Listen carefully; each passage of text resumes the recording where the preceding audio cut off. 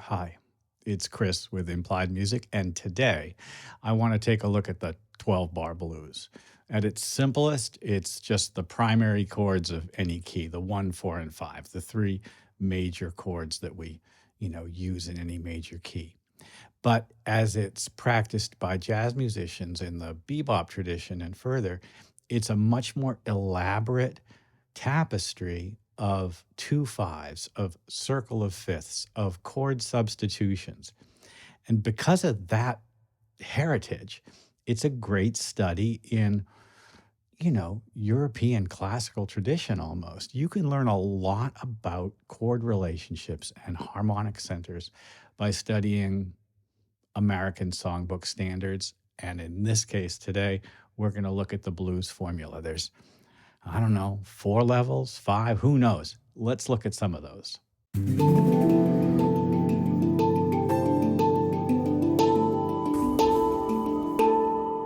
Well, first of all, if this is the second or third video of mine you've seen, if you've come here from my shorts on Instagram, or, this is just generally useful for you and you haven't subscribed to the channel, we do lots of stuff here. Now's the time to do it. I'm trying to make music theory lessons that are useful for everybody so that you understand your own music, so that you can move forward and sort of grow in a way that suits your creativity.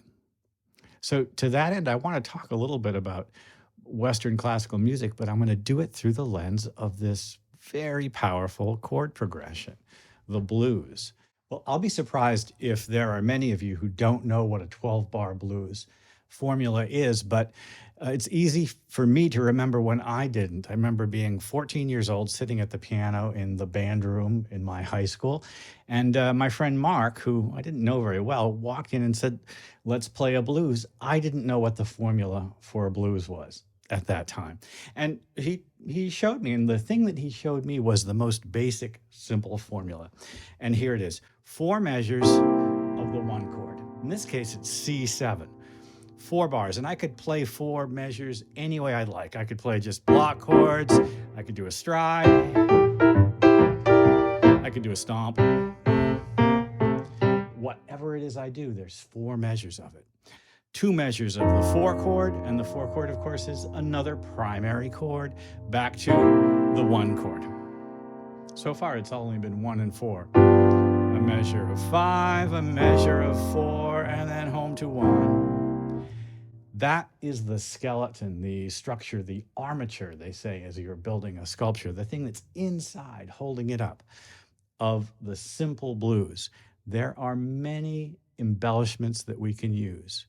In fact, let's look at the idea that those chords aren't major, but rather minor, simple minor.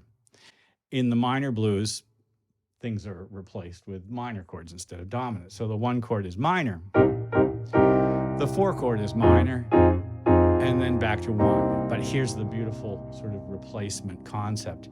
In the 3rd line down, A flat 7, in other words, flat 6 dominant to 5 dominant, and home again to 1. Now that's a beautiful sound. And it's central to the minor blues sound. You can see it's very much like the major blues, and yet it's minor. Now, what makes this useful for us as theorists is this armature, these touchstones, these sort of milestones, waypoints along the way can be embellished, can be approached by dominant chords or by 2 5s. And the simplest version of that I know is called the jazz blues. And in the jazz blues, you might immediately notice there are a couple of alterations or additions. So this is the sort of blues that we wind up, doing a lot in jazz formats, and there's lots of variations of it, but take a look closely at this chart. As you can see, it begins with a 1 chord as dominant, but right away 4 and then back to 1. At the end of the first line, there's a 2 5, G minor 7, C7, and of course it's going to F7. Now that G minor 7 C7 is a 2-5 taking us to F. And that F is a target. We've approached a target with a 2-5. And this kind of embellishment is very familiar to any European classical style composer who wants to modulate, who wants to get to a new place. In this little 12-bar formula, we've got a couple of modulations like that. The 1 chord, the 4, and then 1, and then a 2-5 to F7. I love that. This F sharp diminished is a passing chord, and a beautiful passing chord. F sharp diminished, 7. This F sharp diminished 7 is a passing chord to C7. Right? I love the sound. And here we are at C7. And at the end of the second line, another set of 2-5s. E minor 7, A7 to D minor 7. Well, this is the replacement cadence for the jazz blues. Instead of going 5-4-1, it goes 2-5-1. So my 2-5 from E minor 7, end of the second line,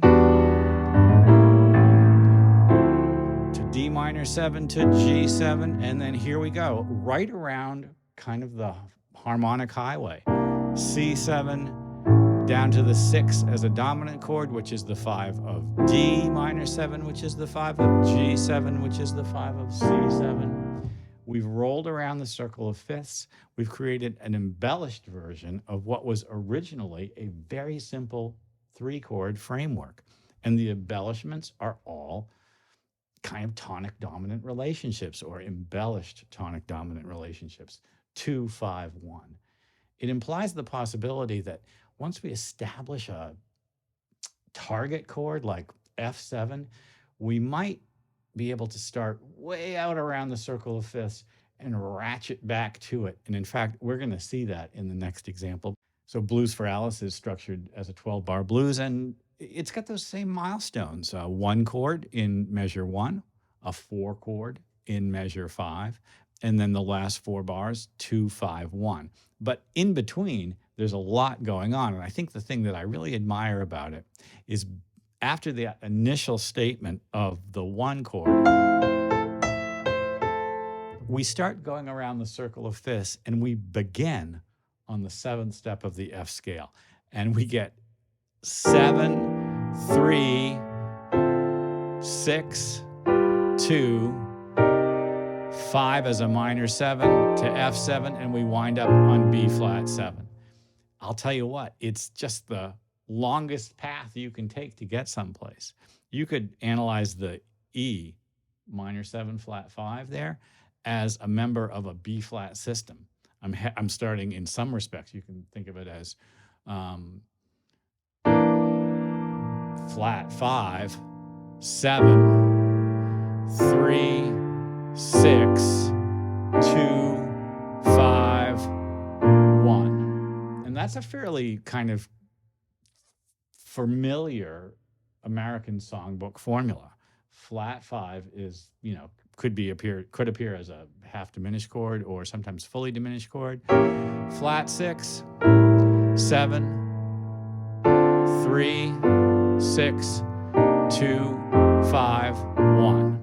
Right around the circle of fifths. 1, 2, 3, 4, 5, 6 before you get home. All the notes of the scale, basically.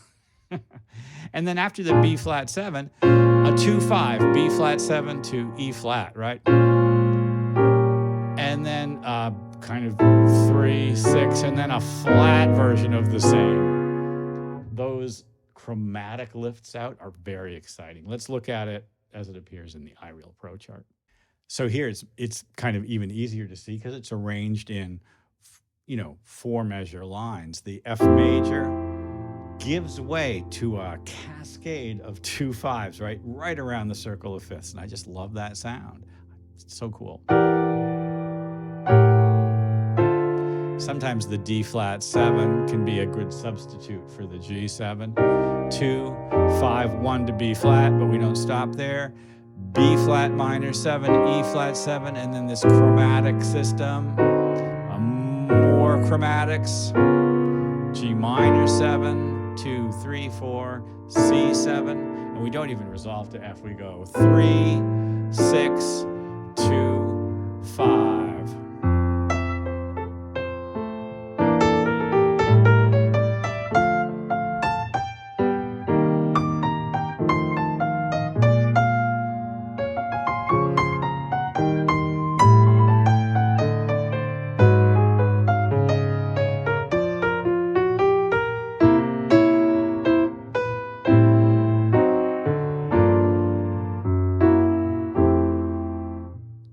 Really elaborate stuff. Lots of